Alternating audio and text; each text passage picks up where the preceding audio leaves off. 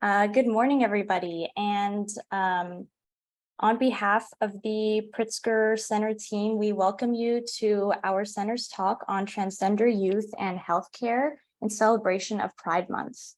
This webinar will provide a space to address anti-trans health legislation across the country, and the specific health needs for trans youth will be addressed with an emphasis on the unique needs of youth in foster care. Before we begin, we just have a few logistics that we would like to cover. Firstly, as a land grant institution, the UCLA Pritzker Center acknowledges our presence, digital or otherwise, on the traditional, ancestral, and unceded territory of the Gabrielino Tongva peoples. We pay respect to the ancestors, elders, and relatives, past, present, and emerging. We're based at UCLA in Los Angeles, and we will do our best to share information relevant to all jurisdictions, but please bear in mind applicable state law and local policy. So hi everyone, my name is Sophia D'Souza. I am a recent UCLA graduate in physiological science, and I am a research assistant at the UCLA Pritzker Center. I'm joined today by our wonderful Pritzker Center team. Taylor Dudley is our executive director. Christine Lina is our communications manager. And Ana Rivera is our program coordinator.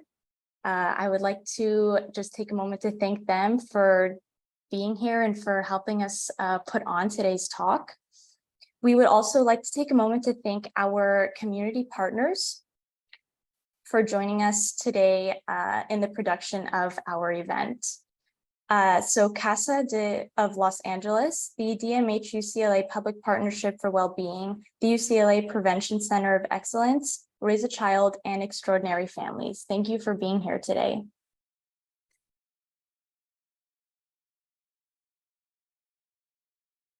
Okay, so I will take a moment. I'm going to be posting the certificate that you can sign up to receive in the chat. If you follow the link and fill out the Google Drive document, you will be receiving a certificate in your email. I will be posting that a couple of times throughout the talks to make sure that everybody has access to it, and it will be shown to you again at the end. So that concludes our logistics. I am very happy to now introduce our wonderful medical student, Taylor Thaxton. She will introduce today's talk as well as facilitate the next hour and a half with our speakers. Taylor Thaxton is a fourth-year medical student at the Drew UCLA Medical Education Program. This year, she received her master's in public health at UC Berkeley's Maternal, Child, and Adolescent Health Program. Taylor has worked with the UCLA Pritzker Center for Strengthening Children and Families for 2 years now. She has a focus on responding to adverse childhood experiences in vulnerable populations. Taylor, the floor is yours. Thank you so much, Sophia. Good morning, everyone. Thank you so much for taking time out of your day to focus on the challenges facing some of our most vulnerable children and youth in care. As indicated by the quote from this 2019 study assessing the experiences of LGBTQ+ individuals in foster care, these youth are not only disproportionately represented in the system, but also commonly report worst experiences in care when compared to their cis and heterosexual peers. Multiple studies have shown that approximately 30% of youth in foster care report identifying as a sexual or gender minority, significantly more than the general population. I'm sure many of us here are aware of the specific barriers to healthy, happy, stable living that impact many of our kids in foster care. However, LGBTQ+ youth in the system report concerning disparities when compared to their cis and heterosexual peers, such as frequent placement disruptions, concerns about housing instability, and overall, nearly 13% of our LGBTQ+ youth report being mistreated by the system, compared to 5.8% of non-LGBT+ youth. Housing insecurity is frequently cited as a serious concern facing many LGBTQ+ youth, as they are more than twice as likely to report homelessness. In turn, this can put these youth at higher risk of becoming involved in the child welfare system. as they are more likely to experience risky substance use behaviors, violence and victimization, and contact with the criminal justice system. When thinking about the current challenges facing our trans, non-binary, and genderqueer youth in today's climate, fewer than 1 in 3 of these youth report feeling accepted by their family and the people who live in their home, which can understandably create significant barriers to care, in addition to social isolation that can further be compounded by negative online experiences such as cyberbullying. 50% of trans youth report cyberbullying. However, few of them seek support from healthcare providers, further limiting the spheres of safety and acceptance available to trans, non-binary, and genderqueer youth are the legislative bodies we'd expect and hope to work in the best interest of our children, particularly those who are in care. Trans youth are reporting worsening mental health as a result of the politicization of their identities and the restriction of their rights to simply exist and live in this country. In 2023 alone, more than 500 bills targeting trans kids and adults have been proposed in the US, seeking to limit education opportunities, access to healthcare, privacy, and more. As you might have noted, even in this talk, which aims to focus on trans youth, many of our resources refer broadly to the LGBTQ+ spectrum, highlighting the lack of attention and resources aimed at understanding the unique needs and strengths of our trans, non-binary, and genderqueer and questioning youth in care. So thank you all so much for engaging in this training this morning. So we have the opportunity to learn from professionals striving to address this issue. So excited and pleased to introduce our hosts, or our speakers from the UCLA Health and UCLA Williams Institute of Law School, who will address policy implications and specific health needs for trans youth, as well as addressing some specific vulnerabilities of foster youth, in addition to strategies to support these youth. I'm pleased to introduce our first speaker, Dr. Erin Baroni. Dr. Baroni uses she, they pronouns and is a clinical instructor of internal medicine and pediatrics at UCLA. He is a primary care physician who sees patients of all ages. She completed her internal medicine pediatrics residency at the Warren Alpert Medical School of Brown University, where she was awarded the American Academy of Pediatrics Catch Grant to work with LGBTQ+ youth to improve their engagement in healthcare. Dr. Baroni is one of the co-founders of the UCLA Lesbian, Bisexual, Queer Women's Health Program, as well as an active provider in the UCLA Gender Health Program, which provides gender-informing treatments for transgender and non-binary individuals of all ages. Dr. Baroni, the floor is yours. Awesome. Thank you so much, Taylor. I really appreciate the introduction and kind of a wonderful quick overview. I'm going to go ahead and share my screen here. I have some slides to share with everybody. Let's see. Sorry, I guess I have not granted access to Zoom.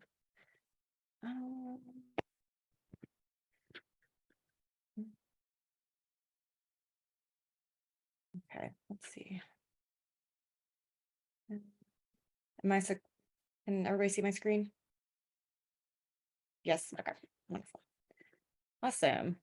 Well, I'll go ahead. I know Taylor just did a wonderful introduction. The title of my part of the presentation today is Gender Affirming Medical Care. And the reason I kind of put an emphasis on the title is, a lot of folks, I think, and we'll get into a little bit of terminology, when talking about the trans and gender diverse community, use the word transition, especially in media, and we really have shifted our language a lot. So sorry to interrupt, Dr. Baroni. I don't think we're able to see your screen. Oh no. Okay, hold on one second. Let's see. Let's say I'm very technologically not savvy. Let's see. Here we go. We see it now? Yes, thank you. Yeah. So now you can see what I was referring to, but gender affirming medical care, really like to put an emphasis on this, just in the idea that we really are providing care that is affirming folks' gender. And we'll get into a little bit more how we do that from a medical perspective moving forward. Briefly, objectives, I think discussing healthcare disparities in this community can be quite a lengthy talk. So briefly, briefly touch base. I know Taylor did as well.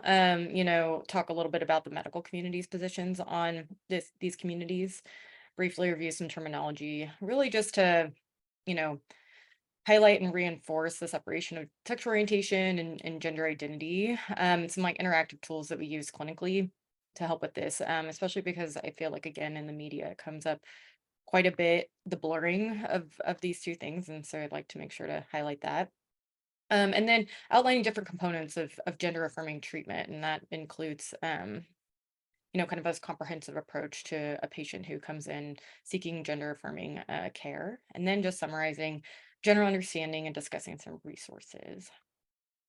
So for incidence and healthcare disparities, I'll touch base on this briefly. This information is actually from the Williams Institute, so I believe Dr. Conron might um, chat about it a little bit more. But I like to bring it up because whenever I talk to folks a lot, I don't know if people always grasp how many folks this really is in the United States. But 1.6 million adults in the United States identify as transgender, with 0.5% being over 18, and then 13 to 17, 1.4%. And we also have a breakdown of folks who identify as trans women, trans men, and then gender nonconforming as well. And I think that data is ongoing and changing as we have a diverse range of gender identities.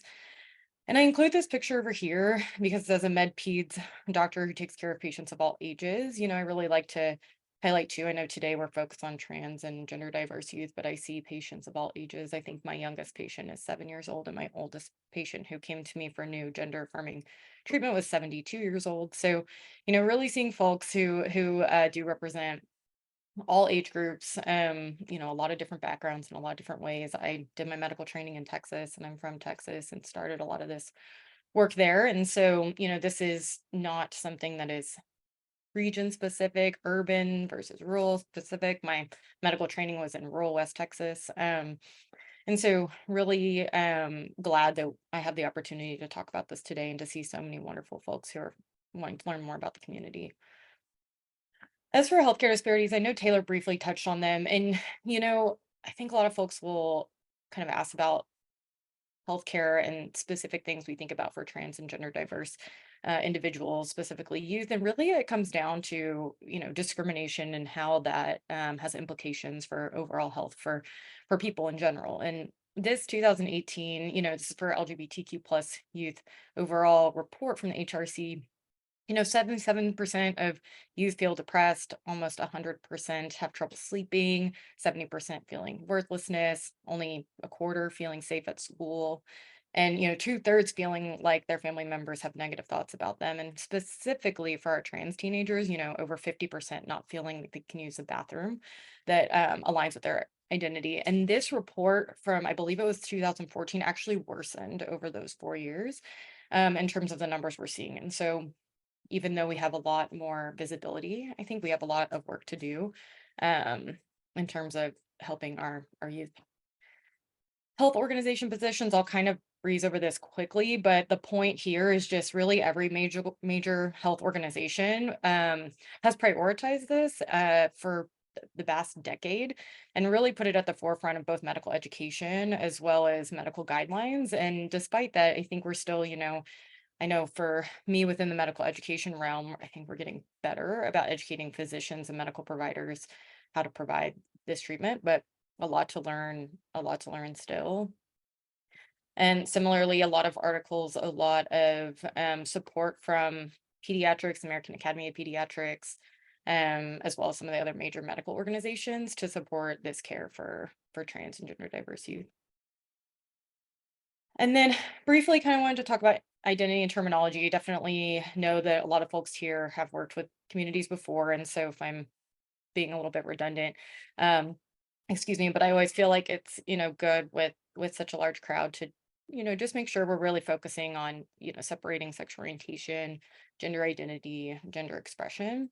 So I like to start, and hopefully this will play, but this is one of my favorite clips, kind of lead into this conversation. So let's see if it, and Sophia or Taylor, let me know if this does not play correctly.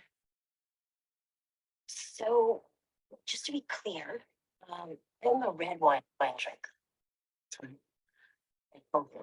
I only drink. And until last night, I was under the impression you too only drink. Yes, I was wrong. See where you're going with this. I do drink red wine, but I also drink white wine.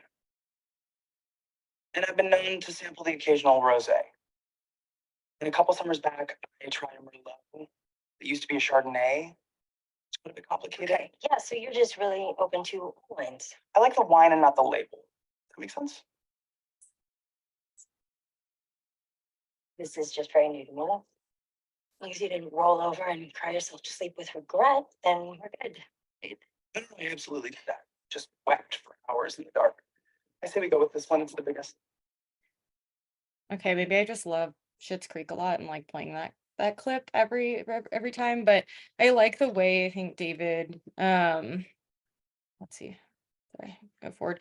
In this kind of silly explanation, but really is, focusing. And I think as I've done this now for the past decade, I feel like at almost every single new patient visit I have, even with folks without parents in the room, without a whole family dynamic, without people with lived experience, depending on where you grew up in your own exposure, having access to even language and I think a lot of knowledge about identities is something that I end up having a conversation about quite a bit in an initial gender health intake.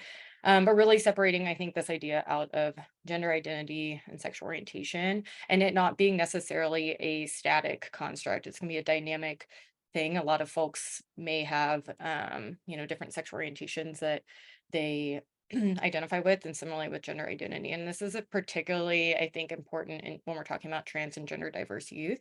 There's a lot of language and a lot of language that changes. And I think I hear it talked about quite a bit in the media. And I think just recognizing that we're exploring and we're still learning, and there's a lot of, I think, dynamic nature to talking about these things. And so I think with this idea, we end up utilizing, and I don't know if anybody is familiar or has seen this before, but the gender unicorn is this infographic pictorial representation of really separating out gender identity and how we see ourselves in our brain, but actually really from a medical perspective, neurophysiologically, how we think our brain is wired and why we may see improvement with certain hormone replacement treatments, et cetera. And then gender expression, which is culturally determined in a lot of ways, is a separate idea. And separating those two things out, I feel like it's a big part of my conversation and a lot of conversations I have with family. And then sex assigned at birth, and in there too, there being a spectrum with that. And then not so much going to talk today about like physical and emotional attraction, but utilize these the genderbread person as well with families a lot when having conversations.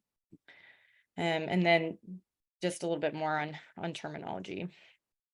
So gender affirming treatment in the medical community is how we refer to the overarching concept of whenever folks come in seeking care specific to their gender, how we may provide treatment. And so I like to break it down with social affirmation, legal affirmation, medical affirmation, and surgical affirmation. Um, and we'll go into the definitions here a little bit. Social affirmation is pronouns, name, and really how an individual is being socially affirmed. And a lot of folks, um, may be socially affirmed, and that is it. That is the totality of their gender affirming treatment. And it's super important. It reduces suicide risk by 9 times, having one person in your life who uses your name and pronouns. So super important, something we focus on a lot, especially for our trans and gender diverse youth, especially when talking with families. And I've found really variable, I think, support within the school systems actually in Los Angeles, in terms of either having peers, maybe not using pronouns, teachers, a mix, and I've been in Los Angeles for 2 years, but it's a big part of my conversations and the way in which I advocate, I think, for a lot of my patients is the social affirming piece. There's legal affirmation, which we won't talk about too much today, and then the psychological and medical part I kind of put together, but we'll talk a little bit about the medical part going forward, and that's really where we come in. Is talking about how we can implement medical treatments for patients. And then briefly before I kind of get into the specifics for individuals, when we do a gender health intake and I have a family come in or have a new patient, it's typically an hour-long visit. For an adult patient, it's 40 minutes, and it's really getting a complete gender health history, which includes what the social environment looks like, what kind of the gender exploration, the gender journey of the patient. And then we get into specifics about kind of like family history and how that may have impact with medical treatments, just like we would with any new patient intake, same with medical and surgical history. And then we're really formulating a targeted plan for that individual. This is really not something that's algorithmic. It really is patient-centered and family-centered as well. And so I have a lot of folks kind of ask like, oh, what age exactly this, or what, do you do this exact thing? And it really is taking so much into account and really driving the plan for patients.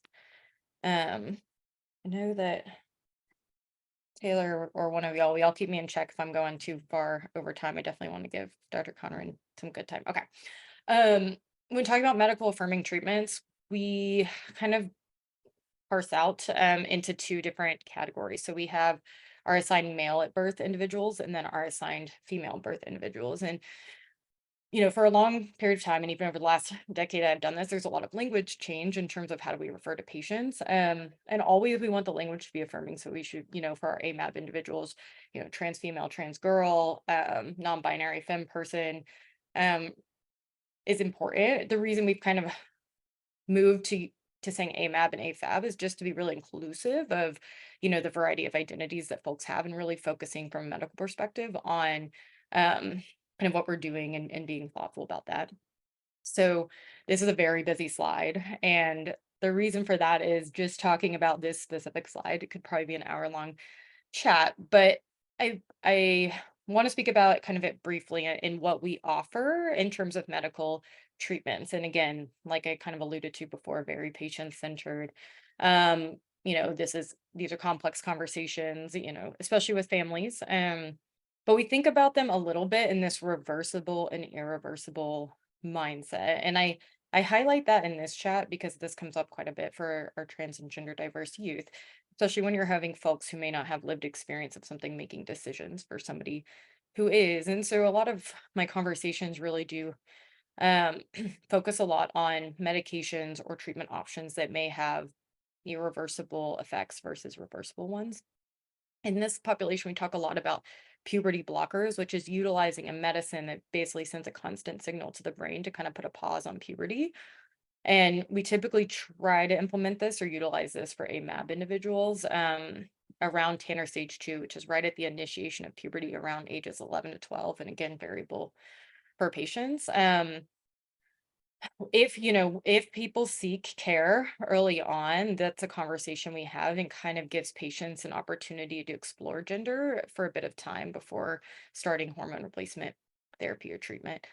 I get asked quite a bit if folks typically do present earlier on in this age range. And what we find is a lot of folks really are coming into their gender identity or asking these questions, exploring their gender a lot more once puberty is starting. And really once we've kind of gone into puberty. And so sometimes we don't have the opportunity to have a conversation about puberty blockers. But when we do for this community, and this is where, and I'll allude to it a little bit in the next slide, folks talk about potential effects on bone density, and I'll highlight a New York Times article next.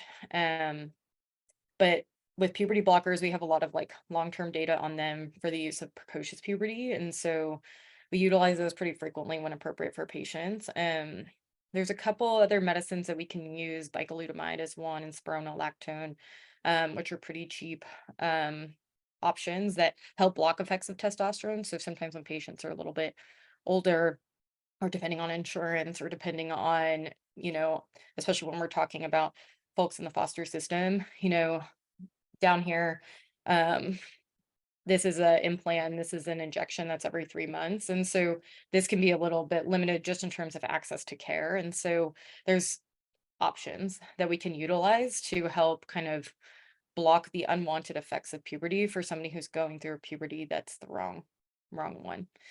And then when we're thinking more about more irreversible treatment options, then we're talking about using estradiol or estrogen for hormone replacement therapy for patients, in which we consider feminizing treatment.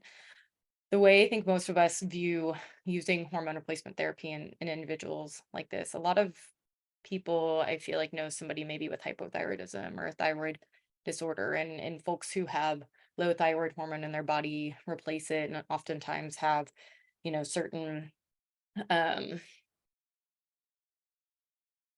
certain things that are happening with their body when their thyroid hormone is low, and we replace it and those things go away. For example, depression is something that is associated with low or hypothyroidism, low thyroid hormone. And when I'm having conversations with family, we use that analogy quite a lot in thinking about hormone replacement therapy and how it's going to have an impact on our patients, our trans and gender diverse patients. Thinking that this is really something at a neurophysiologic level that is providing treatment. And so that is kind of for our assigned male at birth individuals for medical treatment options, what we're looking at. And this was the New York Times article that I wanted to bring up. It came out last year and I got a lot of questions from parents about it. And in the article, they're talking about effects of bone density and puberty blockers for specifically our trans girls or assigned male at birth individuals. And the way we think about hormone replacement therapy is for individuals who may have had more testosterone in their body for a long period of time, who are going to have estrogen in their bodies are going to be more similar to people who have estrogen. So, for example, we know that women are more at risk for having osteoporosis. And so for our trans girls who are going to be exposed to estrogen for a longer period of time are going to be at more risk for this than otherwise. I just mentioned it briefly because this has come up quite a bit, and I don't know if anybody else has experience with it. But let's see.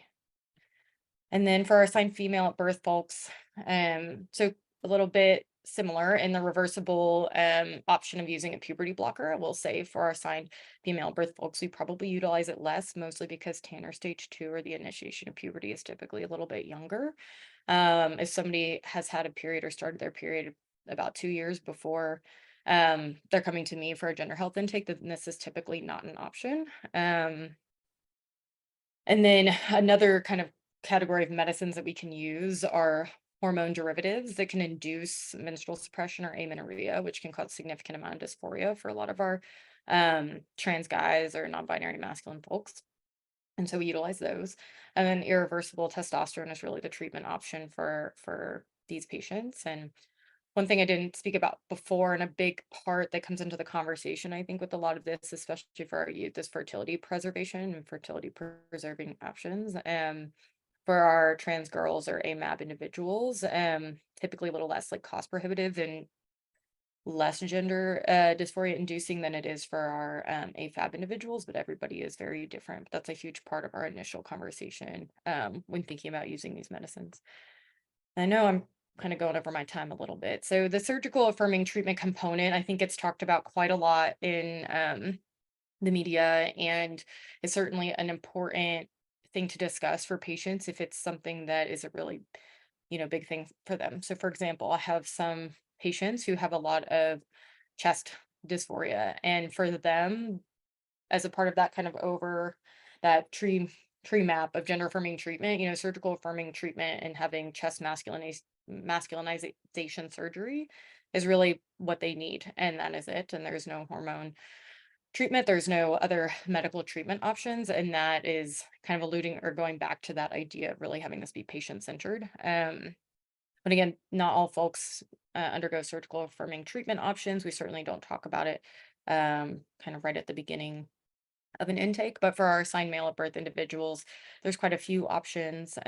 One important note is just for facial feminization surgery or body contouring. They're not always covered by insurance, and for bottom surgery, and really for really like for gender affirming treatment, electrolysis or laser hair removal is a really important part of medical care that is not always covered. LA Care has actually been really good at covering it recently for a lot of my patients. So something to think about, especially in, I think, communities that are at more risk, that there's still quite a few barriers to getting all the treatments that are needed. And then for our AFAB individuals, a few other options as well, that I won't go too much into today. So some resources, and maybe, Taylor, specifically for you, or, folks in the medical community, Annals of Maternal Medicine, American College of Physicians actually has a pretty good paper, really highlighting that primary care doctors should, be able to do a lot of, gender affirming treatment. And I think our goal is to really teach folks a lot more. For our trans and I think gender diverse youth, the conversation can be a lot more nuanced because you have a lot of kind of patients in there. You have parents, you have caregivers, you have people who are representing that child in whatever way that may be, and thinking about how to get your patient the care that they need. And so there are some good resources. The WPATH is probably the number one guideline that we refer to. It's a 300-page document that just got updated this past year, that has some updates in there for trans and gender diverse youth as well. I won't go into those too much more. And then some references, William Institute there, which will be perfect segue to Dr. Conron. And I apologize, it is a very condensed chat always, so I'm happy to answer questions at the end of the talk. And thank you so much for letting me talk. And I will stop sharing my screen. Thank you so much for sharing. That was so informative. So many good pieces of information we can all take with us. So next, I'm pleased to introduce our speaker, Dr. Conron. She is the Blatchford Cooper Distinguished Scholar and Research Director at the Charles R. Williams Institute on Sexual Orientation, Law, and Public Policy. She's a social and psychiatric epidemiologist whose work focuses on documenting and reducing inequities that impact sexual and gender minority populations. She is committed to altering the landscape of adversity and opportunity for LGBTQ communities, particularly through collaboration.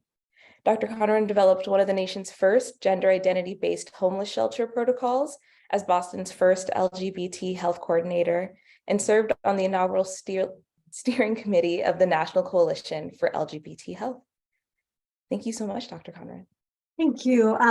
It's an honor to be with all of you today, and thank you so much for the invitation. And it's also a pleasure to follow Erin's talk, where I think she just she laid out a lot of important issues in considering the well-being of trans youth.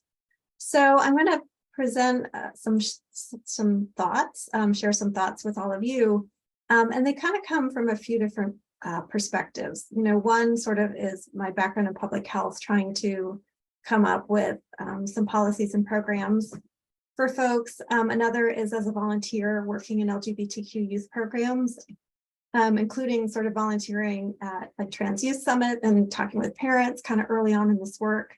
And then also as a researcher, an epidemiologist doing some work in this area. So I don't feel in any way that I'm an expert, but a person who's been around for a while, who cares a lot about the well-being of trans folks. And so I welcome folks from the audience kind of sharing your ideas and experiences and resources at the end of this, because I'm imagining we're all here today because we're hoping to know something more, share something, and do something to better the lives of trans folks, particularly youth, for whom we have a responsibility. So I'm going to share my slides. Okay, there we go. And let's see if I can get them to show up down here too. Okay. Let's see. Okay. The pros and cons of having multiple screens, right? Let's move it just this a little bit. Okay. So I want to talk about three things. I want to talk about bans that attempt to limit access to medically necessary gender affirming care. I want to talk about the impact of these bans on youth, both sort of direct and indirect effects, as well as effects on families and other adults in their lives, healthcare providers. And then I want to talk mostly about supporting youth. So I think something really important that Erin laid out is that, transgender youth are people for whom their sex assigned at birth and gender identity doesn't completely align. And that includes folks who are both on the gender binary, trans girls and trans boys, trans men and trans women, and non-binary folks. While many transgender youth and adults desire access to gender affirming medical care, there's a lot of variability in the kinds of care that people would like. And I think we're also seeing some variability in what non-binary trans youth may be interested in compared to trans youth who are binary identified. So I want to talk a little bit about that at the end, where you can look for more information, but all to say, just like we talk about autism, how, one child with autism, one child with autism, I want to say the same is true for trans youth. It's a population where we don't want to make assumptions. What people are sort of interested in may vary, but I think a thread that runs through the community, the population, is the desire to be respected, to be engaged with in a dignified manner, and to have one's gender affirmed through respectful communication. And that's, I think, a really important thread that we want to carry through around affirming gender. So I want to share with you a map and a resource produced by an organization that named itself so well, the Movement Advancement Project. MAP produces maps on lots of LGBTQ policy issues. And the one that I'm displaying for you right now shows you the current status of bans that impact access to medically necessary care for trans youth. So at this point in time, there are 20 states that are currently have bans that are attempting to limit care. However, also on the MAP website is sort of the status of laws. So recently, just a few weeks ago, a judge in Arkansas determined that the proposed ban was violated, the rights of trans youth and was based upon information and claims that were not founded about the dangerousness and experimental nature of gender affirming care.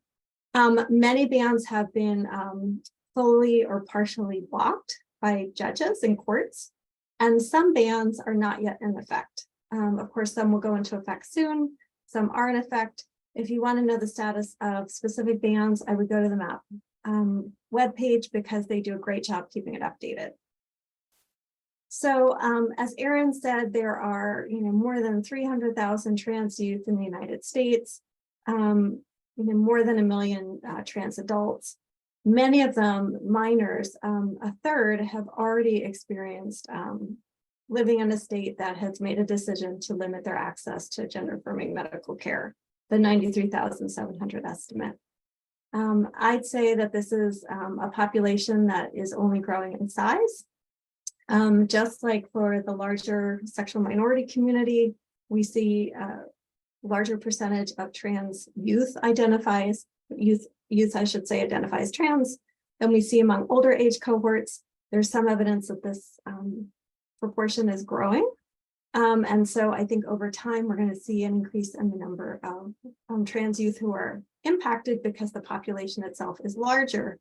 And unfortunately, because efforts to limit care have really steeped up over the last year or so. And so we saw the first ban filed in 2020. And this heat map kind of shows you where the darker colors imply that a greater number of years where bans were filed. At this point in time, over 36 states have attempted to limit care. 20 so far have been successful in those attempts. That's where those blue dots are. But what it suggests to me is that there's a great potential for other states to continue to push forward on bans. And we see not just legislative actions, but also executive orders by governors, efforts by governors to use like Health and Human Services to restrict access to care, and all sorts of strategies that I'll go over in a minute that are sort of becoming more extensive in their strategies to try to limit access to care. So these bans by and large target minors, although some of them go up as far as age 18 or 20 or 26 in some instances we saw in terms of filed bills. Many of them make it a crime or cause for discipline for providers to deliver gender-affirming care. This is very similar to what we see in terms of abortion access. Many are including insurance-related provisions to further limit access to care, saying, in the state, insurance reimbursement can't happen for this kind of care. Many include penalties for parents who encourage or facilitate their minor in accessing gender-affirming medical care. And in some states, we also see efforts to limit access to gender-affirming care through Medicaid programs that are accessed by adults. And so some of these strategies are summarized in our Prohibiting Gender-Affirming Medical Care brief that's on our website. We unfortunately have produced these now over 4 years.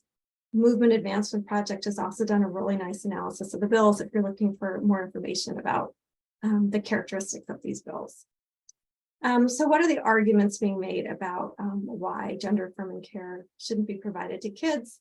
They're grounded in this notion that kids should be protected, that these treatments are experimental, unproven, irreversible, and that children sort of need to be kept safe. Now, I'm going to go through some of these arguments and counter-arguments, remembering, of course, some of the disparities information that Erin presented. A third of transgender youth in high school report a suicide attempt in the prior year. Over 40% of transgender adults report a lifetime suicide attempt, and these are among the people who are alive to report these attempts. Among the third of youth who have attempted suicide, half of them report an attempt with injury. So when we're thinking about risk and protecting youth, this is something that we need to keep in mind, right? What are the alternatives to not providing care to people who feel a discongruence between their sex assigned at birth and their gender identity? So these arguments about irreversibility, Erin went through some of these. Puberty blockers are completely reversible. They have been used for a long time to manage precocious puberty. In addition, I want to say that detransition is not common. And when it does occur, it's associated with a lack of support rather than a change in somebody's gender identity. The argument of dangerousness. Well, suicidality is dangerous.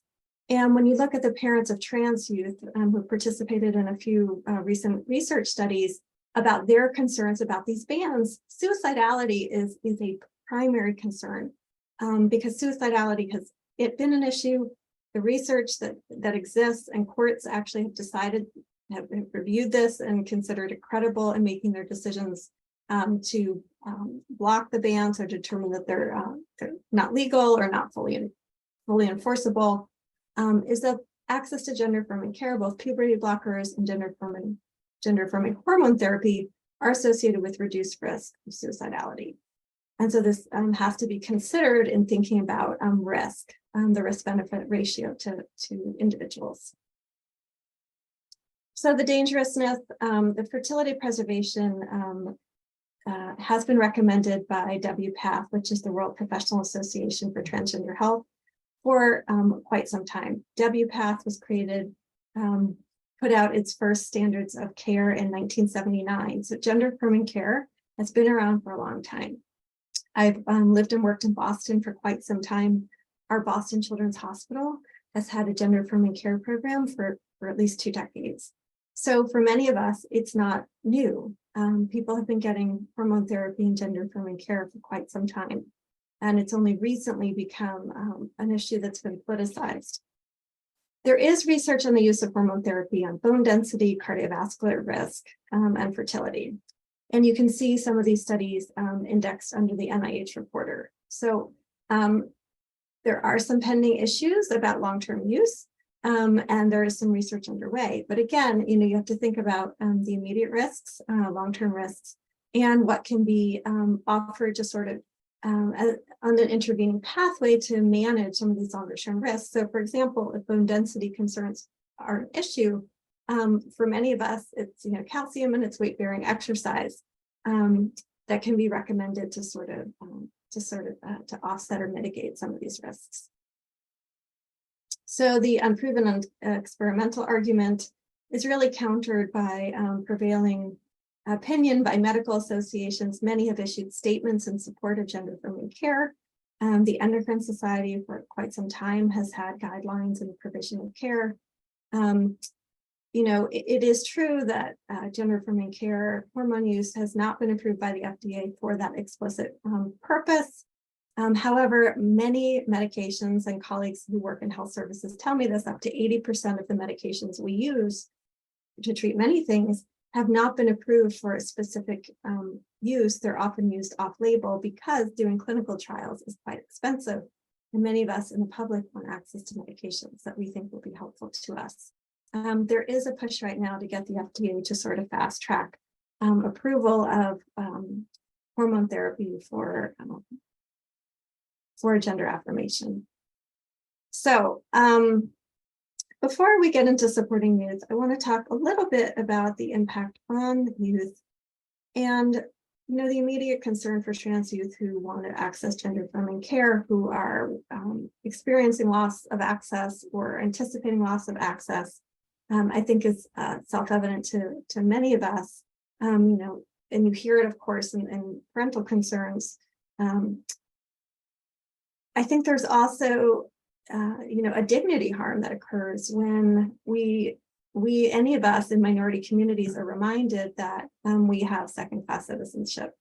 And so I think the anxiety and worry and felt stigma that trans youth around the country are experiencing is not inconsequential, because it's also happening in real time with bans on access to sports participation according to gender identity, which have also been on the rise and many passed over the last 3 to 4 years. So it's important to remember that youth exist in a landscape where they're hearing a lot of animus, and they're seeing a lot of dialogue about sort of who they are, whether or not it's real, whether or not it's appropriate to support and affirm who they are.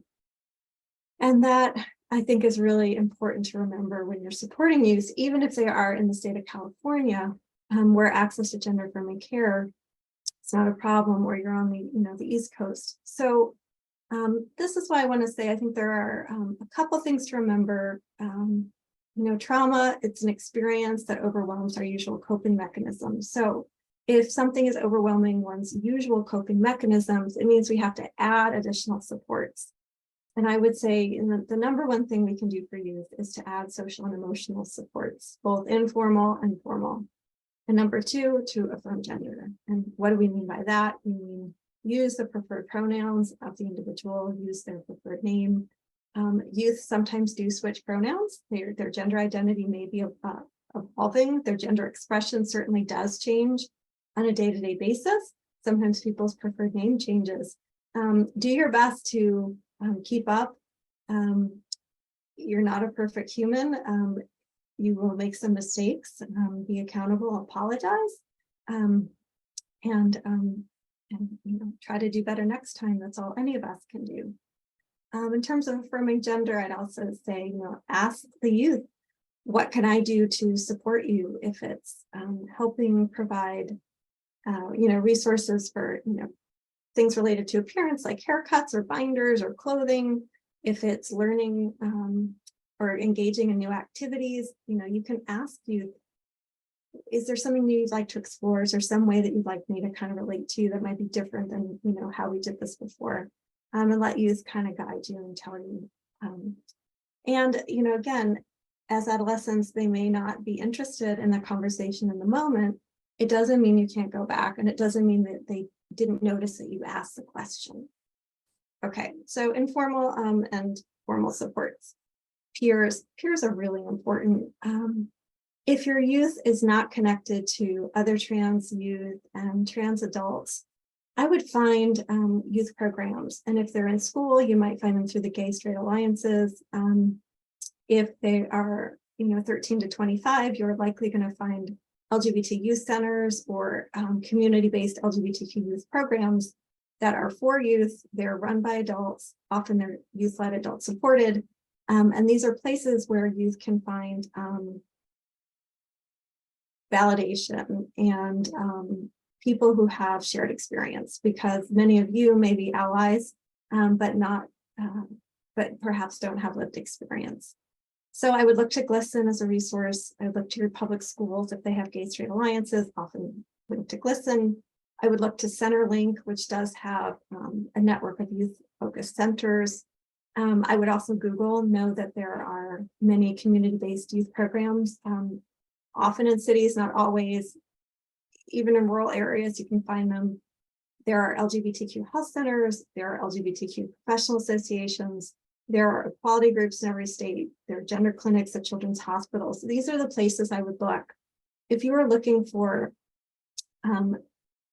organizations that can direct you to places where trans youth can find peers like them, that are safe spaces that are run and staffed by adults.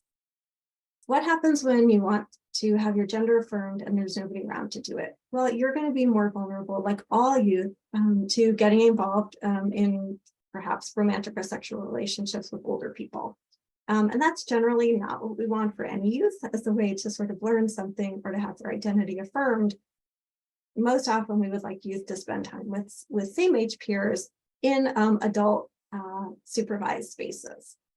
So that is my plug for peer support and some ideas about how to find it. In general, if you can find gender affirming mental health care for youth, that's a great addition. The LGBT community centers, GLAMA has a provider network that we'll get to in a moment, a good resource for emergencies. The Trevor Project has a suicide hotline.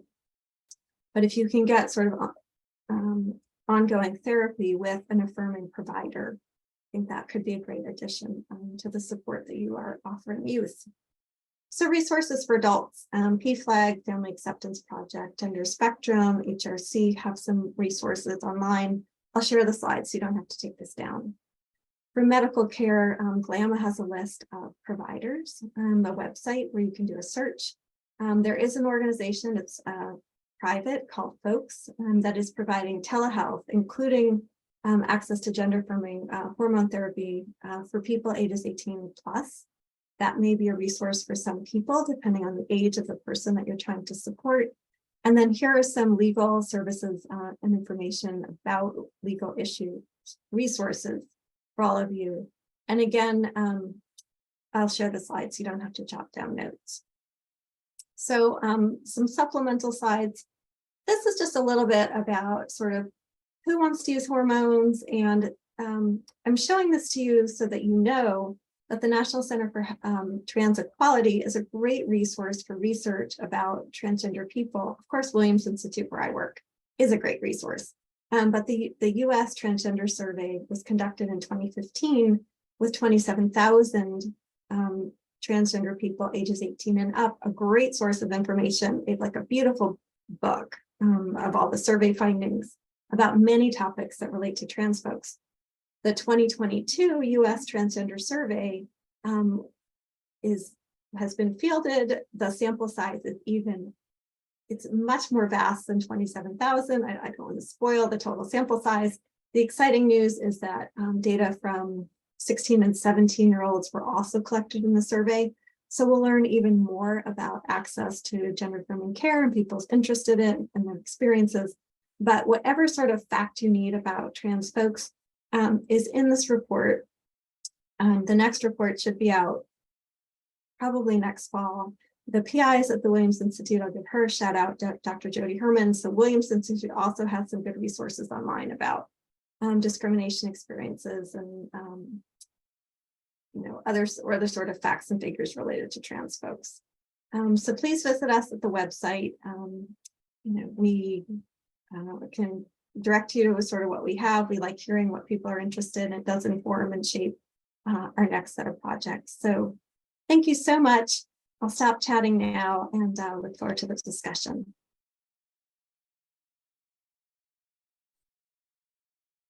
Thank you so much. I'd like to go ahead and see if there are any questions in the chat. Sophia, is there any questions you'd like to go ahead and read out? Sure. So we have one question that can go to either of you. This question says, are there any organizations that you recommend for people wanting to be involved with or impact policy changes? I'll start. I think you can, I would look to National Center for Trans Equality. There are some other sort of trans focused organizations, but you can also look to your state equality groups. So like Equality California or Silver State Equality in Nevada. Good orgs to volunteer with to support trans youth in LA. Erin, I'm going to let you field that. It's an LA focused question. Yeah, wait, the one that we just had, to volunteer with to support trans youth. Yeah, I mean, from before, I agree. I feel like getting involved in the national, some of the national organizations can be helpful to kind of filter down, but local equality organizations are great too. But a lot of the time, I at least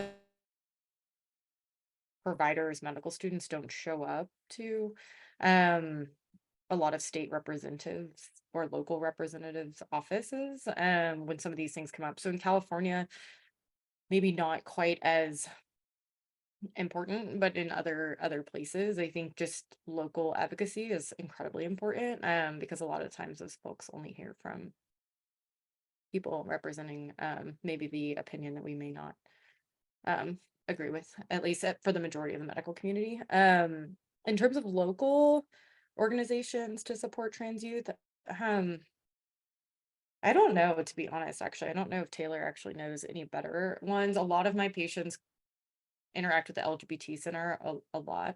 There's a free clinic through the LGBT Center. There's a couple different locations. There's also a Trans Wellness Center in K-Town.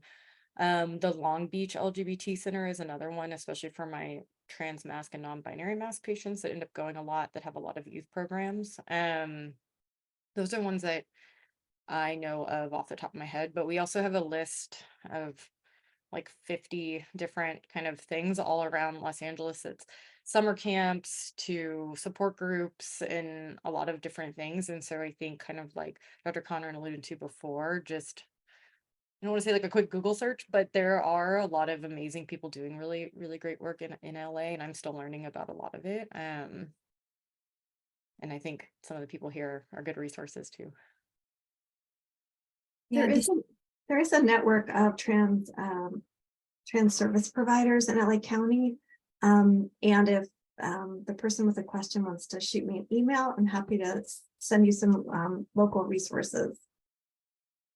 Thanks, Dr. Conron. I also just wanted to acknowledge that we have some amazing partners joining us in today's talk, including CASA of LA, the LGBT Center, Raise a Child, and Extraordinary Families. All of these are organizations that have specific fluency working with young people in foster care. And my sense is that if you were to reach out to any of them, they might have some ideas for getting involved, if not fostering or being a mentor or becoming a CASA to a young person who may be trans or who may be on some other journey pertaining to their gender or sexual identity. So I just wanted to mention that. We can put those links into the chat, and then thank you to the folks that are also putting suggestions in the chat as well. This community is always so resourceful. Thank you. We have another question. Someone is asking if there are any nuances to working with families from other marginalized groups, for example, Black, Latinx, etc.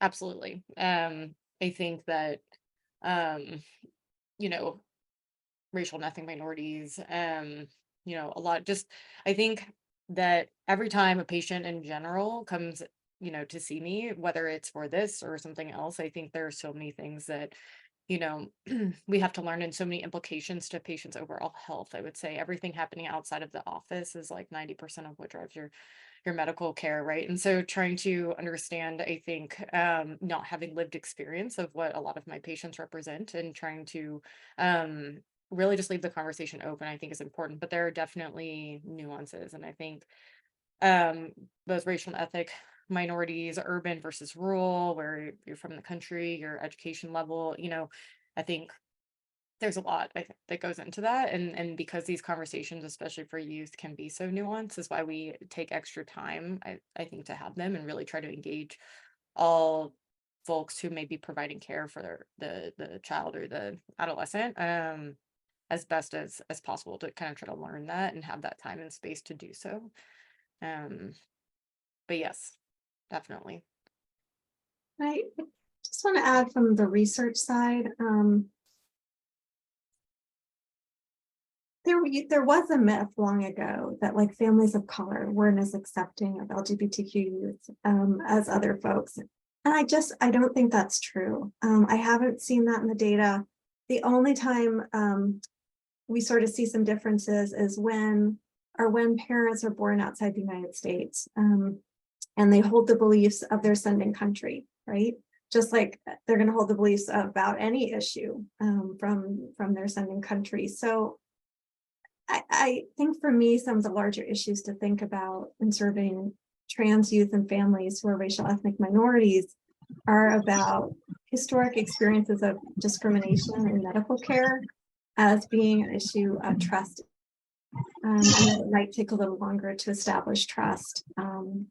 That families may be dealing with like two kinds of things at once, right? It's like, here's my kid who I'm worried about, who needs support.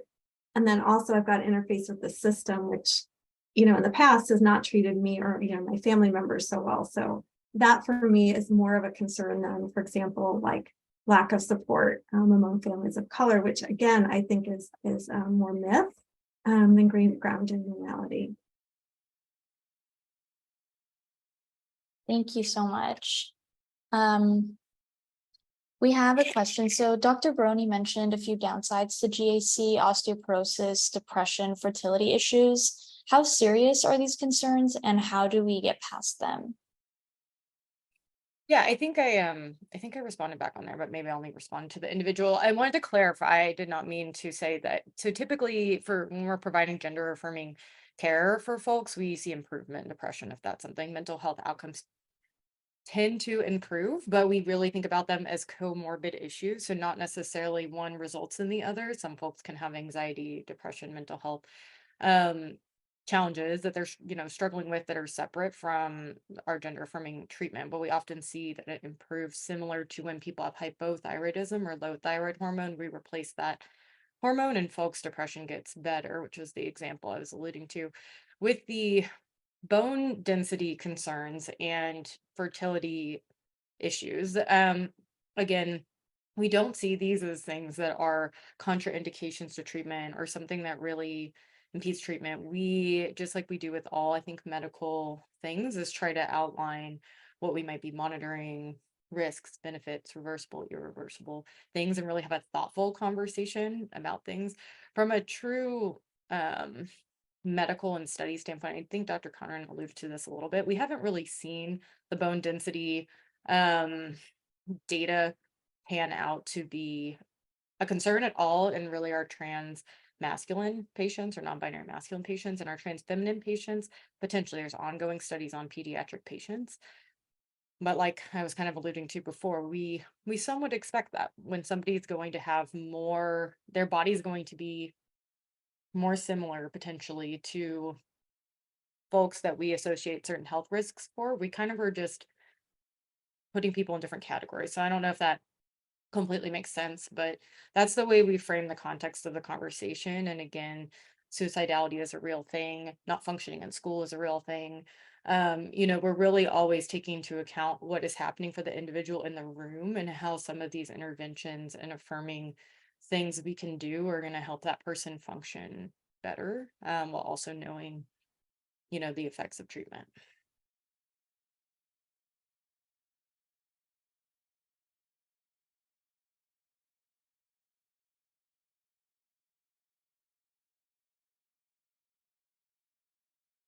Thank you so much for that. Somebody else is asking, what are some tips for working with families where the client or patient has IDD? Because often their identity as trans or non-binary may be dismissed because of their IDD. That's an excellent question. I actually spoke on a panel in DC last year about the intersection or intersectionality, I guess, of neurodiversity and gender diversity, and we're still learning a lot. I do not have, I think, the knowledge or training background to I think to completely understand that intersection, and for folks with IDD as well. And the conversation is different, I think, or not different, but just nuanced, just like all the conversations are. That being said, I think maybe because I'm MedPeds trained and have experience speaking, with parents of kids who are younger versus older and people at a lot of developmental stages, I think the conversation always circles back to, this person and how they're functioning and how you can support somebody and how you can learn and how you can listen and adjust your language, and you may not be perfect, but kind of just figuring out a way, I think, to support the patient or person, regardless. I don't know if that's helpful, but in terms of resources, our Lind clinic that's focused on neurodiverse community has a psychologist who also has a background in trans and gender diverse care, gender diverse individuals, and I rely on her a lot and learn a lot from her in navigating these conversations. But I don't know if there's great resources. I have a couple of patients who I think have tried to seek that in terms of support for themselves. Honestly, resources through like Facebook, etc. But if anybody else has other ones, I'd be happy to hear for my own learning, and then also for families.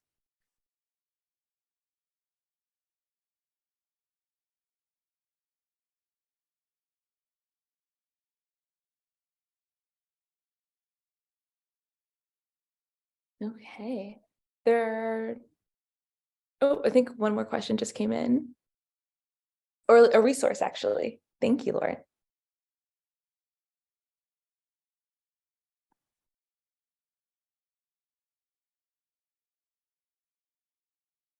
So she asked, do you know of any groups or clinics trying to figure out ways around some of these laws in order to get suffering trans kids access to hormones or blockers, such as connecting them to providers in other states without bans, etc.?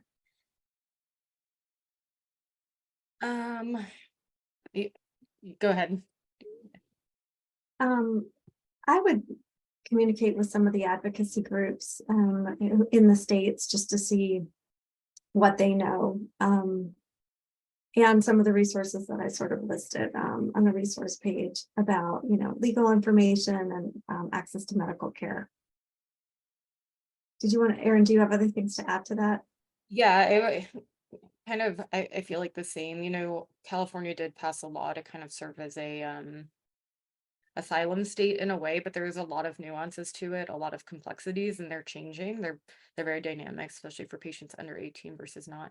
One huge part of medical affirming treatment in the trans community too that is inherently discriminatory is for our trans masculine patients who are on testosterone. It's a controlled substance versus estrogen is not, or estradiol is not. And so with the Ryan Haight Act and some of the telemedicine stuff changing recently, now I cannot prescribe testosterone out of the state to my patients who are in college, to patients who even have a permanent residence in California. If you are out of California, you cannot prescribe testosterone legally. So that's like that was kind of the thing that came to my mind first. A lot of complications, I think, for even people providing care in California. So I think just getting plugged into advocacy groups to be able to stay on top of what's going on and how you can support is a big part of at least our gender health program. The director is kind of always having a lot of conversations with folks to stay, kind of keep up with how we can help and how we can serve patients outside of California and even within California. But it changes, I think, as we've talked about all these bills and things, it changes almost daily. I don't have an answer to who's challenging doctors who are opposed. My sense is that the medical community, by and large, is in support because all the professional associations at this point have issued statements in support, and that the handful of people who are standing opposed are part of a small minority group. Erin, do you feel similarly, or is, if there's something I'm missing? I agree. It's It's because all the major medical organizations like the AMA just came out and updated, I think supporting kind of statement, etc. Are supportive of this, and I think the one community actually, or the one organization, is the American Academy of Pediatrics, still are supportive, but is not as in line necessarily with American Medical Association, American College of Physicians, and I think because of some of the socio-political things, of course. But in general, in the medical community, I think the people, the physicians who are kind of opposed are in the minority. That being said, I practice in California, so I don't know. Is it okay if I jump in just from the medical student perspective? So we actually have part of our training is what's called an OSCE, where we have to go in and have like a pretend interaction with the patient, and we're graded on how we do. And we've had multiple OSCEs that focus on providing gender affirming care or just interacting with the gender diverse patient. So I think also on the training side, whether or not you want to buy in, if you want to pass the class, it's kind of like you have to get on board, which is, I think, a great, motivating thing to have. Yeah, and I think medical education has really changed that. I mean, we're talking about 1.5 million adults. I mean, we learn an exhaustive amount about like MEN syndromes, or like even cystic fibrosis that afflicts, I think, about 30,000 people in the country. So,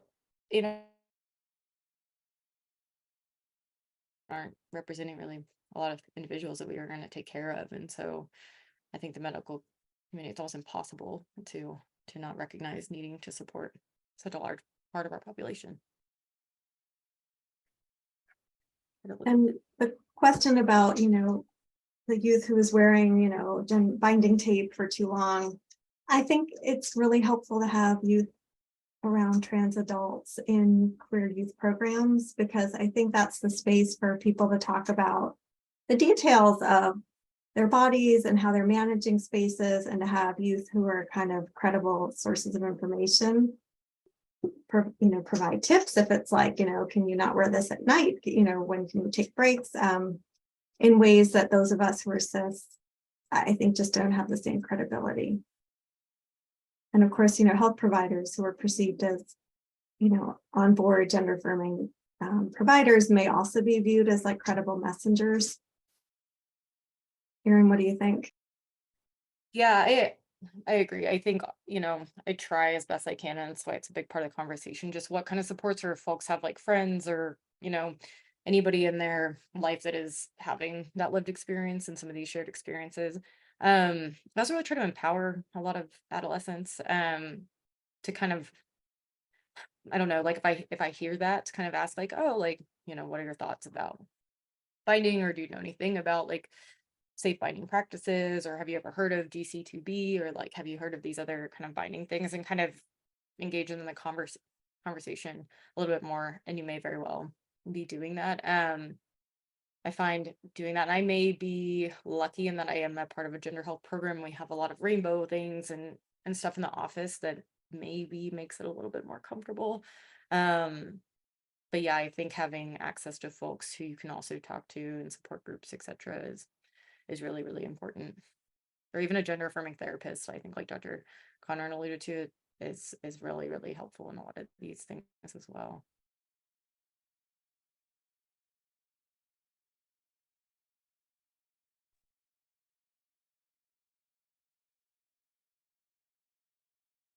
Thank you so much. Taylor, do you have any remaining questions? No, I don't think so. There was one more. Oh, Someone asked about being an attorney and approaching this topic from a legal perspective and looking for possible suggestions towards strengthening their client's legal position. I think she was alluding to what she'd asked before about like how we kind of address doctors. I was. Yeah, in the dissenting opinion. I don't know. I can't use legal terms. I shouldn't even pretend. I know Taylor over there. But yeah, not a weird question. There's no such thing, I think, as weird questions in this realm. I just apologize if my answers aren't as helpful as they can be. But I think in general, in this whole, I think, community field, everybody's just learning so much all the time and trying to support as best as we all can. Mhm. You know, our gender affirming care ban report is on the Williams Institute website, and has, you know, sort of review of some of the professional association statements, as well as the legal landscape review. And in addition, the first author of the report, Alana Redfield, who's our federal policy director and a lawyer by training, which I am not, and has experience in health and human services, noted that the foster care system does receive federal funding. And so there may be implications for adhering to the Section 1557 non-discrimination protections around not discriminating in the provision of healthcare for youth served by systems that receive federal funding. So there is, I think, some potential for finding strategies to secure access to gender affirming care for trans youth. I think the legal challenges that are afoot are great. I think the decisions so far are promising. I think there will be a lot of pushback against the bans because the foundation upon which they rest is insecure. The literature, the experts were cited, so and the claims, I think, just aren't being perceived as credible. So I think there's going to be a pushback against the bans, and that's great. But in the meantime, there's a great need to support youth in making it through these moments. And I think often youth will find it helpful to talk to elders in the community about experiences of adversity and how people made it through. To know that this is part of like it's a personal experience for sure, and that there are people who can demonstrate resilience around, and that they too are going to get through these moments with support.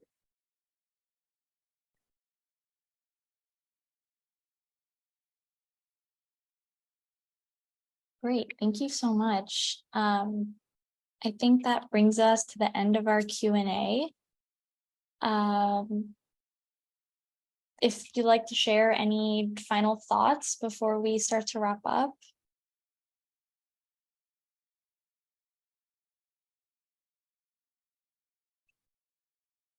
I feel like I should call you Dr. Baroni at least once. I think that people sometimes say Dr. Conron because my first name is so weird to pronounce. But please call me Kerith. Moving on. Okay, can do. You know, I think the only final thought I have is like driving to work the other day and listening to the Daily Drive and the like hot political topics, and you know, this one comes up, which just like drives me bananas, obviously. But when polling Democrats and Republicans, 6 out of 10 Democrats believe the sex you were assigned at birth is your gender, and 9 out of 10 Republicans. And so I don't say that to be negative or to be political at all, or to say anything like that. But you know, this is in thinking about being a pediatrician and taking care of folks, and obviously taking care of adults too in this community. You know, like it's really, really present right now. And I'm so glad that there are so many people, you know, learning more wherever you're coming from in terms of your like, you know, thoughts or background, etc. Just to highlight, I think, a lot of what's going on here, because it's a really big thing. I echo that. And I think if you can engage youth in advocacy, like testifying at hearings, writing letters, engaging in like participatory action research, and being advocates for change so that they feel like they are part of, you know, pushing back and standing up for themselves and other youth, I think that would be outstanding. And again, the youth programs, queer youth programs, are often the vehicle for that.